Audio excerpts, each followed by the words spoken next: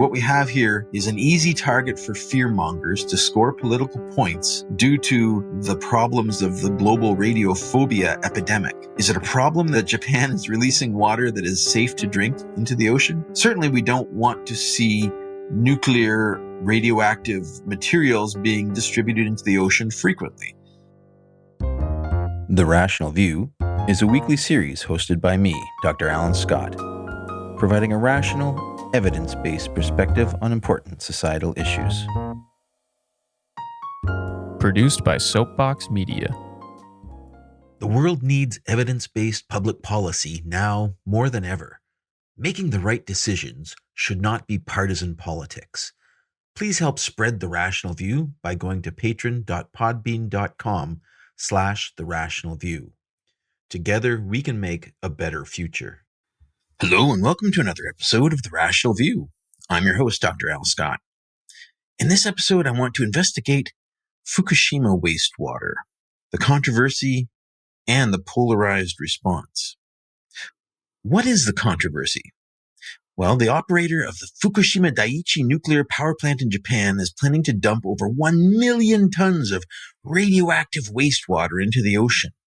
Environmental groups around the world are outraged. Protesters line the streets in Korea. Chinese government is boycotting Japanese products. Headlines scream about radioactive fish. The oceans will never be the same. What's going on? It's time for a rational view. If you like what you're hearing, please press like on your podcast app. Please share it with your friends. And come have a chat with us on our Facebook group, The Rational View. So, a little bit of background. On March 11th, 2011, a magnitude 9 earthquake struck under the ocean off the coast of Japan. It lasted for over 6 minutes. It was the fourth largest earthquake ever measured. Several nuclear reactors along the Japanese coast automatically shut down during the earthquake as designed. There were no problems. They survived the fourth largest earthquake in modern history. Unfortunately, the earthquake triggered a devastating tsunami, which generated waves over 40 meters high that swept up to 10 kilometers inland around Sendai, Japan, at speeds of up to 700 kilometers an hour. Some of these coastal reactor buildings were actually used as shelters by local residents who, in the Sendai area at least, had only 10 minutes warning before the tsunami struck. The tsunami devastated the surrounding countryside, killing over 20,000 people and displacing over 200,000 from their homes. It knocked out the whole electrical grid. Emergency services were overwhelmed. And at the Fukushima Daiichi nuclear plant, staff were overwhelmed when their inadequate seawall was overtopped by the tsunami wave, and it subsequently flooded their emergency on-site diesel backup generators. On-site staff scrambled to find replacement pumps and generators to cool the reactor core that had been shut down safely when the magnitude 9 earthquake struck, but they were unable to prevent a meltdown of the hot radioactive materials. As a result, on the 5th of April 2011, the operator of the nuclear plant, Tokyo Electric Power Company, or TEPCO, was forced to discharge 11,500 tons of untreated coolant that they had been pumping through the cores from the ocean back into the ocean in order to free up storage space for water that was even more radioactive. The untreated water was the least radioactively contaminated among all the stored water they had on site, but is still 100 times the legal limit. And in May 2011, another 300,000 tons of untreated radioactive water were dumped to free up water tanks. Since that time, TEPCO has continuously been cooling the cores by pumping in fresh seawater, and the core temperatures are moderating. The UNSCEAR, the UN Scientific Committee for the Effects of Atomic Radiation, the scientific panel in charge of monitoring nuclear power and nuclear disasters, reported in 2020 that direct releases in the first 3 months after the meltdown amounted to about 10 to 20 petabecquerels. That's a unit of radiation. 10 to 20 petabecquerels of iodine-131, which is a radioactive isotope of iodine, and about 3 to 6 petabecquerels of cesium-137. Now, a becquerel is a unit of radioactivity equivalent to 1 disintegration per second. And petabecquerel is using the metric system. So 1 becquerel is 1 per second, and then there's kilo, which is 1,000, mega is 1,000,000, giga is 1,000,000,000, tera is 1,000,000,000,000, and peta is 1,000 trillion. So that's a lot of disintegrations per second. That's a lot of radioactivity that was released in the early stages of this disaster. These units are immense, and we need some context to understand them. To put it into perspective, the Chernobyl disaster released a total of about 85 petabecquerels of cesium radiation, mostly into the air. So that compares to 3 to 6 petabecquerels in the water of Fukushima. So, 10 times more of this was dispersed in the air at Chernobyl.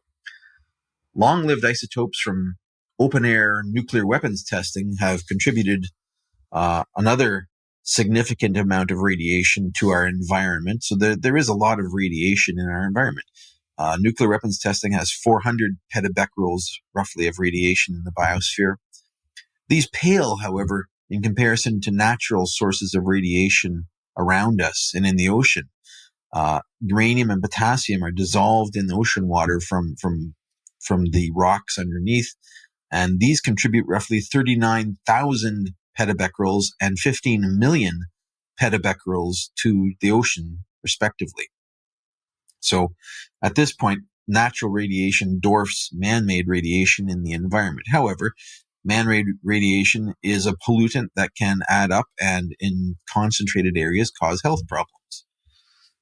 Just to give you a little bit of more background on this, because it's difficult to understand what the real risks are. So I mentioned iodine and cesium as two of the main components that were released. And these are the important ones that can have problematic health effects. Radioactive iodine has a half-life of about 8 days. And it was the main cause of radiation-induced thyroid cancers in the 1986 Chernobyl disasters. And a half-life means half of the radiation is gone every 8 days. So after about a month, most of this iodine is no longer dangerous.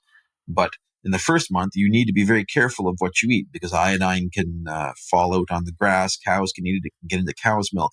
And the residents of the Chernobyl area were not warned to take safety precautions until it was too late. And this has resulted in thousands of thyroid cancer cases and up to 15 deaths so far from preventable cancer.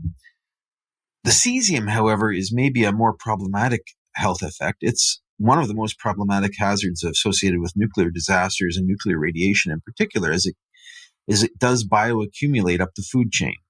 And it has a half-life of about 30 years. So it takes a lot longer to decay away and no longer become a problem. You have to wait almost 100 years before it's down to more negligible levels. It accumulates, therefore, in the upper layers of soil and can be taken up by plants and fungi. Wild boars who feed on these fungi will become contaminated with it. In Central Europe, for example, it's not uncommon to find boars with radioactivity levels on the order of 1,000 becquerels per kilogram of body weight. And that's about, say, 10 times higher than the natural radioactivity levels that are in everybody's body from just naturally occurring elements. Interestingly, recent research just published, like within the last month, shows that the source of this long-lived radioactivity is not mainly the Chernobyl accident. Scientists have compared the isotopes of cesium and found that between 10 and 68% of this radiation in European boars was from fallout from open-air nuclear weapons testing back in the 50s and 60s. The contaminants from both the weapons tests and the Chernobyl disaster seep into the soil and are absorbed by underground fungi like truffles that the pigs love. So this is a particular problem that people have to take account of in these situations, and it's not good. But the levels are relatively low. 10 times more than what we actually have in our bodies is not something that is known or to cause measurable impacts on people who eat that boar meat. However, safety levels have been set about 100 times lower than where the measurements actually are known to cause problems, just because they can set these levels low, and you want to make sure that you aren't inadvertently exposing someone to ill health. So, thinking back to Fukushima, the Fukushima Daiichi cooling water has now been treated to remove heavy radioisotopes like cesium, but radioactive impurities remain, and it's mainly tritium. Now, tritium is an isotope of hydrogen, and hydrogen is, of course, typically a single proton. A hydrogen atom consists of a single proton. Well, tritium is a single proton with 2 neutrons, so it's 3 times the mass of hydrogen, but it interacts chemically just like hydrogen, so it can be bound up in water, and you can have heavy water with tritium in it, and it will give off radiation. Tritium has a radioactive half-life of about 12 years. So it spends some time in the environment before it goes away. But its route of radioactive decay is not high-energy gamma rays. It only gives off low-energy beta particles. So it basically pops out a helium nucleus. And these things are relatively low. They don't have any penetrating power. You can stop tritium with a piece of paper. Tritium radiation doesn't penetrate paper. And it doesn't accumulate up the food chain. It's just water. Water comes into our bodies. It goes out. We urinate. We excrete water quickly. After 40 years, it's mostly no longer radioactive. It also occurs naturally in the oceans, in nature. It's created by cosmic rays interacting with the upper atmosphere, and it drips down to the earth in rain and ends up in the oceans, of course.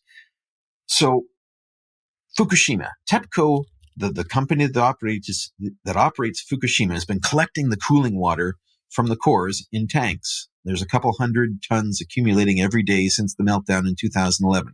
Now, all of this water contains some tritium from the radiation in the cores. And it's estimated that in this 1 million tons of water, there's about 1.8 grams of tritium. That's it. In 2013, TEPCO built a processing facility called the Advanced Liquid Processing System, or ALPS, to remove all the bad stuff, all the heavy ions that were in the water from the core, because there's lots of radioactive compounds just free in those cores. To put this amount of tritium into perspective, however, the natural global inventory of tritium in our atmosphere is about 7.3 kilograms worldwide. So 1.8 grams of this stuff is in the wastewater of Fukushima. There's 7.3 kilograms around the world. So what's the process? How dangerous is it that TEPCO is planning to release this back into the ocean? Well, they've had a process approved over the years by the International Atomic Energy Agency to slowly release this processed cooling water after it's gone through the ALPS process to remove the heavy ions over a period of about 30 years, while diluting it to a final radioactivity which is less than 1/40th that of safe drinking water standards. The rates of emission are lower than what the plant itself would have emitted while operating. All nuclear plants create tritium, and TEPCO Fukushima was no different. So this is basically releasing levels of tritium back into the water similar to what it would have done while operating. Of course, news headlines around the world are trumpeting the dumping of 1.3 million tons of radioactive waste into the ocean. Meanwhile, there are huge protests around the world stirred up by the media's uncritical acceptance of outrage from China and anti-nuclear Greenpeace. A recent article in The Guardian shows how China has been manufacturing anger through a steady stream of state-backed propaganda.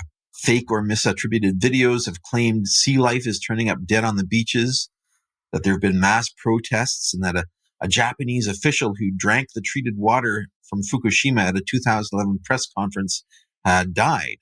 Some other examples have been collated by an Australian-based China analyst on TwiX, as I call it, which is formerly Twitter. And this includes footage of a rally in South Korea, reported by Chinese state media as being in Japan.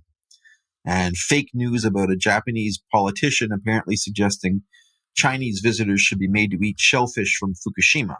So polarization is being generated by state actors preying on radiophobia to score points.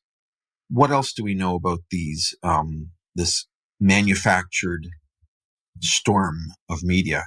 A study by the UK-based data analysis firm Logically found there were high volumes of state media reports and paid advertisements in multiple languages about the risk posed by this wastewater. It found unique posts about the topic on social media by Chinese state media officials and influencers, and these peaked at more than 3,500 in July of 2023 this year, with some garnering more than 1 million views each. In the last week, there have been reports of rocks and eggs thrown at Japanese schools in 2 Chinese cities, abusive phone calls to Japanese businesses, and social media campaigns to boycott Japanese products. This prompted Japan's government to summon the Chinese ambassador and urge caution among its China-based citizens. After the most recent spate of hostility, the Japanese government has taken the extraordinary step of warning its citizens not to speak Japanese too loudly in China. Embarrassingly, however, publicly available data on Chinese nuclear reactors shows that the amount of radioactive tritium in wastewater being released from Chinese nuclear plants, recorded at 13 of the nation's monitoring points in 2021, surpassed the maximum allowable annual amount of the material contained in treated water set to be released from the Fukushima plant. However, rationalities shall not enter into the public domain. Some scientists have also suggested the risks haven't been studied in enough detail. TEPCO's assurances are not supported by the quantity and quality of data that they originally revealed back in 2021 when this plan was announced. Some scientists have suggested that dumping tritium in the ocean is unsustainable. Certainly, dumping of nuclear waste in the ocean was seen as a major problem in the mid-20th century and is one of the main motivators of anti-nuclear environmental groups. Check out my previous podcast if you want to learn more about that. There's a marine biologist in the news who's expressed concerns of tritium becoming bound to tissues of marine life and then bioaccumulating up the food chain. Is this reasonable to expect?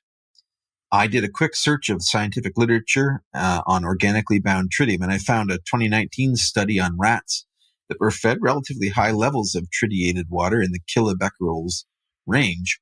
And the authors of that paper found that the biological half-life of tritium in the rats could be distributed between tissue-free water tritium, which is the water that's not bound up, it's just in the body, and organically bound tritium.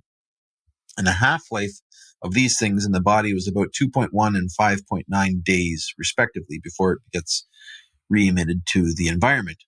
So this isn't a long time. It's not able to do a whole lot of damage in that time period. And also remember, it does not penetrate very far. So only if it's localized in one region and builds up would it really be expected to cause a lot of damage. Furthermore, they looked at the rat cells to determine if there was evidence of genetic damage, and a commonly used indicator of micronuclei, I'm not familiar with this, showed no impact of drinking water with 37 kilobecquerels of tritium activity in it. So why is there so much concern? Well, TEPCO has a reputation for being less than open. It's lost the public's trust. It's made poor decisions on citing its backup diesel generators. And it hasn't been that open with its data releases. It was responsible for safety failures at the plant. The record isn't stellar. The data it released back in 2021 represents less than a quarter of the tanks, and it includes measured concentrations of tritium and only a limited number of other radionuclides. Strontium-90, cesium-137 have turned up in wildly varying concentrations in these earlier measurements, raising questions about how well their filtration system works. Scientists critical of the current plan have proposed several alternatives to consider. One is just letting it evaporate. That is not really feasible due to the limited area on site, or so the TEPCO representatives will have us believe. One option is bioremediation, pumping wastewater through tanks full of oyster species that consume plankton and incorporate radionuclides into their shells, reducing the time needed for storage. Of course, I don't see that as a great solution. Anytime you bring life into it, you have problems, and it makes it much more complex to track. Another idea is to use the water to make concrete for roads or bridges using the tanked water. This seems to have many benefits and would be an appropriate usage of it. It would accelerate water processing and removal from tanks and not impacting any fishing industries or not enticing people to protest over that and slowing the spread of protests. Also, it's non-transboundary. It doesn't use a global commons as the solution for pollution being dilution. This process helps to protect the environment by safely containing the tritium inside the concrete, and it also saves a significant amount of fresh water. However, the TEPCO officials have decided to go forward with dumping the water and diluting it, which is probably the cheapest method of getting rid of it. Is this safe? Well, the IAEA, the International Atomic Energy Agency, recently published the results of a multi-laboratory study verifying TEPCO's measurement accuracy on all of the reported radionuclides measured in their tanks. Activity levels of all of the heavy ions in this most recent 2023 study beyond carbon and hydrogen were well within safety limits. The ALPS process doesn't remove carbon or hydrogen. There's not a lot of carbon to begin with. There was no graphite in this system, so it's not a big component. Tritium is the main contaminant at this point of those tanks that were studied in the 2023 data. And the 2023 IAEA report from January outlines the following plans. This is their plan. Existing ALPS treated water varies in radiological composition due to a variety of factors, including the time when it was first generated and with what generation of ALPS treatment it was originally processed. Therefore, a secondary ALPS treatment process line will be established that will treat water currently stored on site as necessary. This water will be processed through the ALPS facility until it meets the criteria for discharge included in the authorization. To verify this, TEPCO will organize the existing K4 tank group into 3 sets of 10 tanks each. Each tank set will be assigned to one of 3 rotating functions: receiving water from the ALPS process line, holding water that is pending analysis results and confirmation of its contents, and holding water that is ready for discharge. So they're going to release the water in batches and test it to see if it is still radioactive, if all of the bad stuff has been removed. The water that is deemed ready for discharge will be connected to piping that transfers the water down to sea level, where it will be mixed with incoming seawater from the surrounding area. Seawater will be pumped in through the old Fukushima Daiichi Nuclear Power Station Unit 5 water intake port. The seawater and the ALPS treated water will be mixed in a mixing well in a seawater pipe header and then discharged through an undersea tunnel out to approximately 1 kilometer from the shoreline. The discharge point identified by TEPCO is located in a zone restricted for commercial fishing. The chosen operational parameters for the discharge include an annual limit of 22 terabecquerels of tritium and a concentration limit of 1,500 becquerels per liter tritium in the discharges. The Japanese nuclear regulator, called NRA, uses 2 different dose criteria to approve the TEPCO release plan. One from their Reactor Regulation Act, which is a 1 millisievert per year from a hypothetical extreme situation at the site boundary, and another criteria established for the ALPS treated water discharges of only 50 microsieverts per year exposed dosage to a representative person using typical habit data in relation to the region that the water is being discharged. So to put this in perspective, sieverts are another issue of radioactive dose. The global natural background radiation that we all receive is about 2 millisieverts per year. So what they've said the worst case accident of a hypothetical extreme situation of someone hanging out and living at the boundary of the radiation site is 1 millisievert, so half of your annual dose in a year. So, this all seems very low and very safe. Statistically significant increases in cancer rates start around 100 times higher than these levels. So this is giving you some idea of how safe this water is. So I think in summary, what we have here is an easy target for fearmongers to score political points due to the problems of the global radiophobia epidemic. Is it a problem that Japan is releasing water that is safe to drink into the ocean? Certainly, we don't want to see nuclear radioactive materials being distributed into the ocean frequently. I think the data here, however, is clear that this is a tempest in a teapot. There are bigger problems that we should be worried about. The truth is out there, if you have a rational view. If you'd like to follow up with more in-depth discussions, please come find us on Facebook at The Rational View and join our discussion group. If you like what you're hearing, please consider visiting my Patreon page at patron.podbean.com/therationalview. Thanks for listening.